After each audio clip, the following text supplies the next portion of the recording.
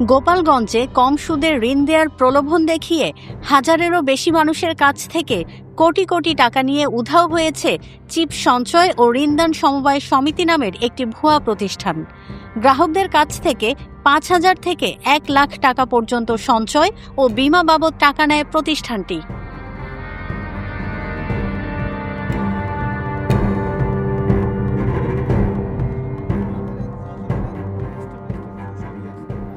স্বল্প সুদে ঋণের আশায় অনেকেই যেমন সঞ্চয় জমা করেছেন, তেমনি প্রত্যাশা করেছিলেন ঋণ পাবেন। গোপীনাথপুরের গৃহবধূ রেশমা আক্তার জমা দিয়েছিলেন ৪০,০০০ টাকা, কিন্তু ঋণ পাওয়ার আগেই টাকা নিয়ে গা ঢাকা দেয় কর্মকর্তারা। টাকা দিছি, আমাকে কাছে বলছে যে ওই যে কি চিপস সমিতি এই বলে আর কি টাকা নেছে। তারপরে আমরা টাকা উঠোতে আর কি উনারে টাকা দিছি, নেছে ৪০,০০০ টাকা আমাকে দেওয়া হয়েছে বাজান। ৪০,০০০ টাকা দিছি আমরা এনে বাজান।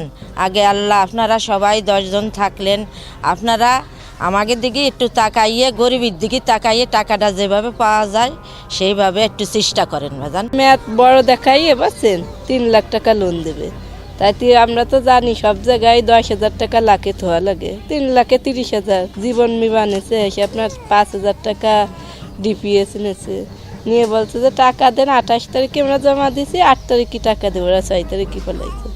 সানবিট সব দিবে সামাল। সানবিট ম্যাজিক প্রেস ডিশওয়াশিং এর মাথা ঘোরানো সলিউশন।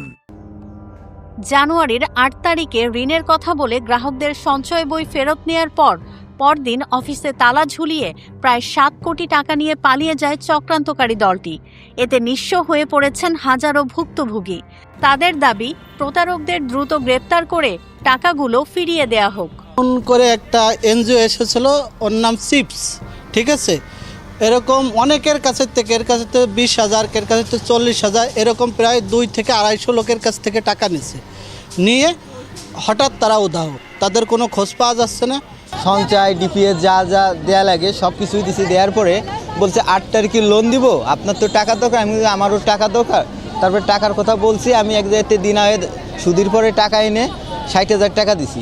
৬০,০০০ দেওয়ার পরে ৮ তারিখে যাওয়ার কথা, উদ্বোধন হবে, ওই জায়গায় যাওয়ার কথা ৪ তারিখে দেখি অফিস বন্ধ, ওরা পলাইছে। কেউ ৫০,০০০, কেউ ১ লাখ, এরকম আসলে কত সদস্য এটা অগণিত। আসলে আমাদের সেটা একটা ক্যালকুলেশন নাই।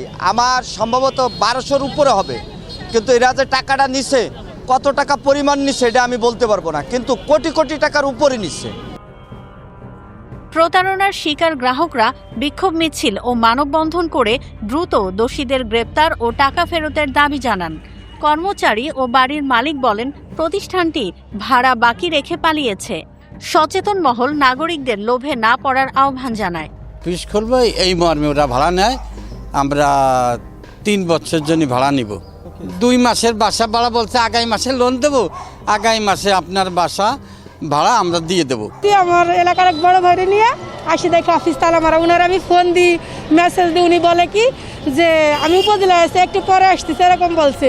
পরে আর এটা আমি জানানোর পরে স্যার বলতেছে যদি ঝামেলা হয় আপনি নিজেরা সেভ করেন। তখন বুঝতে পারছি যে আসলে উন্ডা উদাও হয়ে গেছে, বুঝছেন। আমাকে তো চাপ দিচ্ছে, আমার মারতেছে। পরশুদিন তো একজন আমার মুখের উপর চড় নিয়ে আসছে, সে টাকা পাবে, টাকা আমি বলছি যে আমার সময় দেন, কিন্তু তারা শুনতেছে না। সবাই তো আমার এলাকার লোক, সবাই গরিব লোক। এখন যারা দিছে হয়তো বুঝে নাই, ভুল তাদের হতে পারে, জাস্টিফাই করে নাই, কিন্তু আমি চাই সব গরিবের টাকাটা যাতে পাওয়া যায়, আর আইনের কাছে সুব্যবস্থা বিচার যাতে এদের হয়।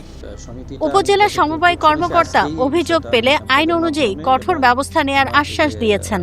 সহকারী একজন আছে মবির সাহেব, ওনার মাধ্যমে আমি জানতে পারলাম যে চিপ সঞ্চয় ঋণদান সমবায় সমিতি লিমিটেড, এখানে কর্তৃপক্ষ কিছু সদস্য অথবা যদি করে থাকে আমি জানি না, যদি সদস্য বহির্ভূত কারো কাছ থেকে অনৈতিকভাবে সমবায় আইন বিধি এবং তাদের যে উপ আইন আছে এর বহির্ভূতভাবে যদি কোনো টাকা নিয়ে থাকে অন্যায়ভাবে, তাহলে তো অবশ্যই আইন বিধি এবং উপ আইন মোতাবেক আমরা অবশ্যই তাদের বিরুদ্ধে ব্যবস্থা গ্রহণ করব। সানবিট সব দিবে সামাল। সানবিট ম্যাজিক প্রেস ডিশওয়াশিং এর মাথা ঘোরানো সলিউশন।